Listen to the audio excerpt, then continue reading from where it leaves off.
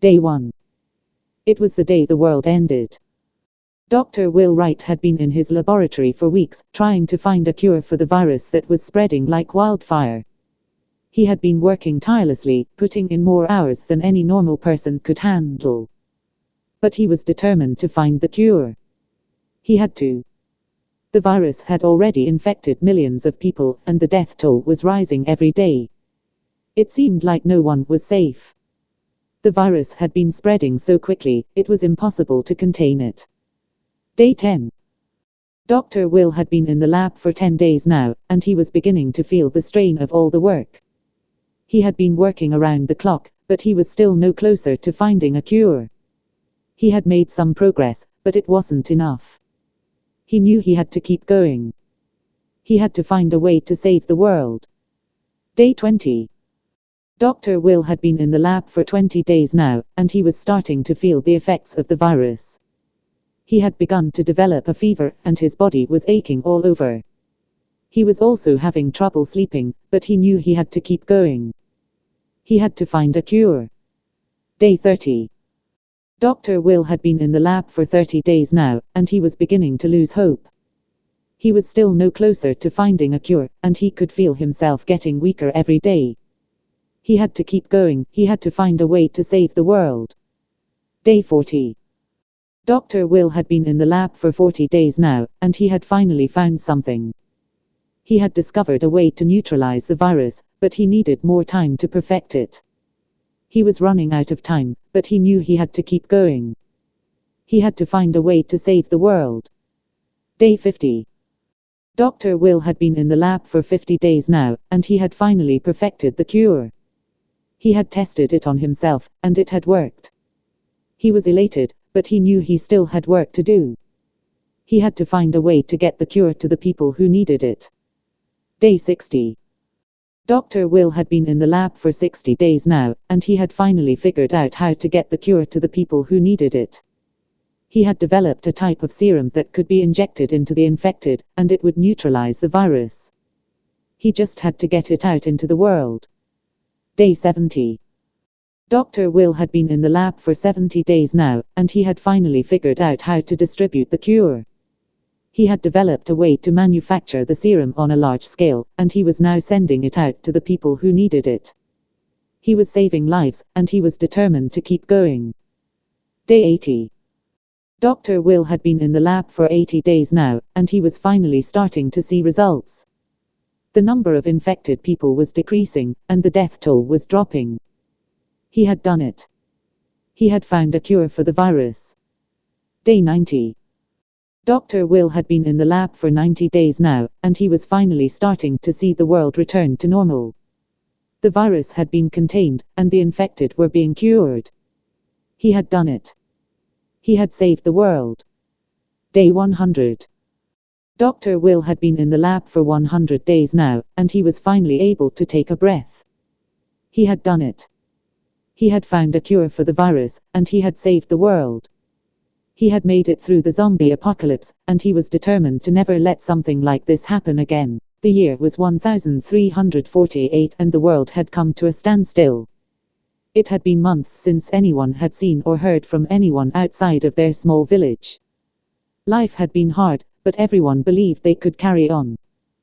But then, the dead started to rise.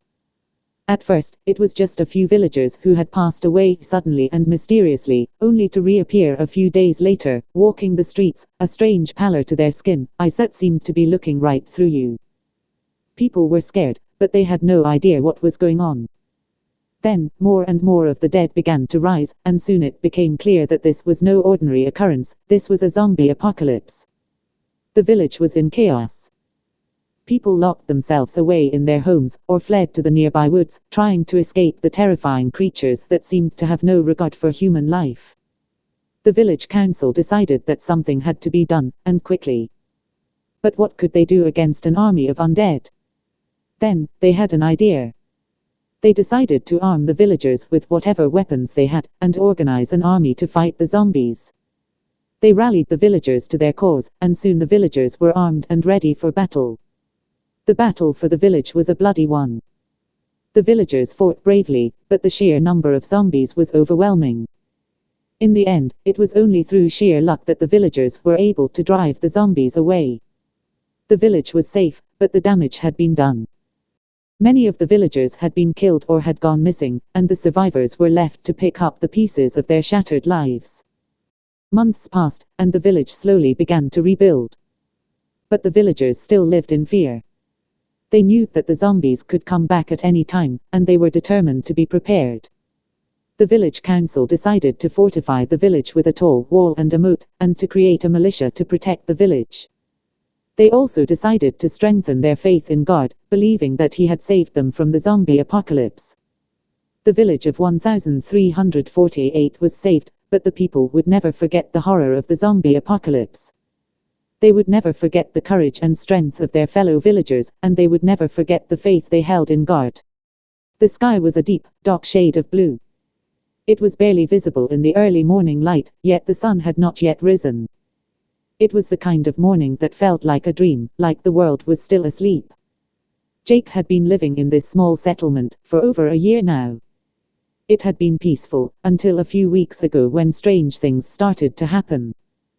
People were talking of odd creatures in the night, and it seemed like the darkness was closing in around them. Jake had heard stories of the zombie apocalypse, but he never thought it would come to his town. He was a rancher, and he had been living with his wife and 2 children on a ranch in the middle of the desert.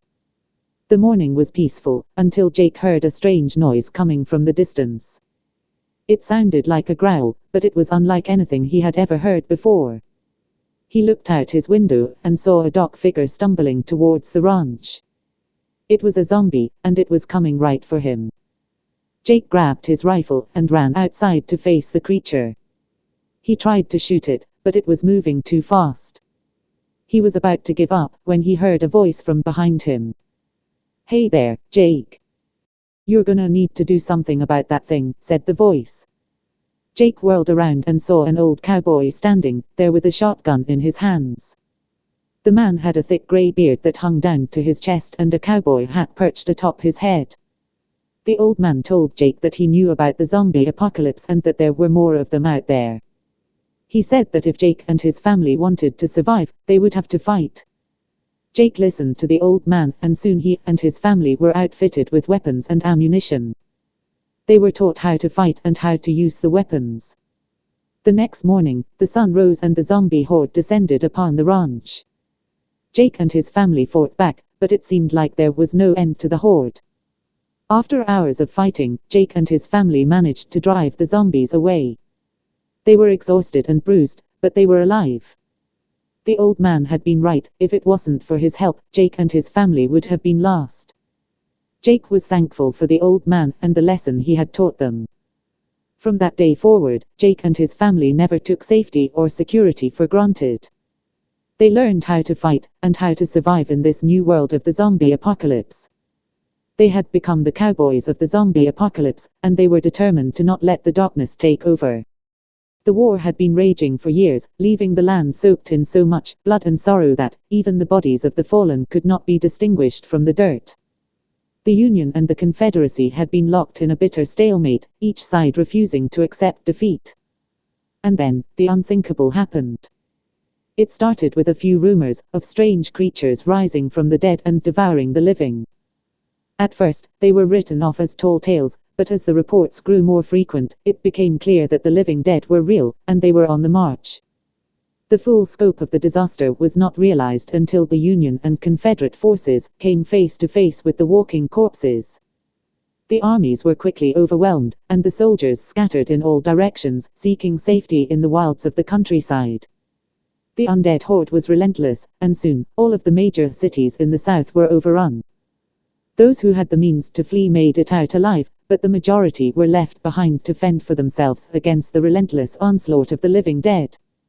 The survivors who had managed to escape now found themselves in a strange new world. The land was desolate, with no sign of civilization in sight. Food and water were scarce, and the undead seemed to be everywhere. The survivors quickly realized that the only way to survive this new nightmare was to band together. Tribes were formed, each one swearing to protect the other from the walking dead. Soon, these tribes had grown large enough to form armies, which marched against the undead with an almost religious fervor. The war between the living and the dead raged on for months, with the living slowly gaining the upper hand.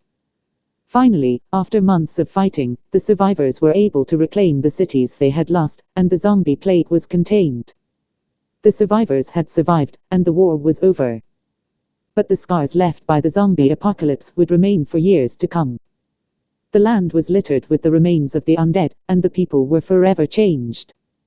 The survivors had experienced a horror that few would ever understand, and the memory of the zombie apocalypse during the Civil War would stay with them forever.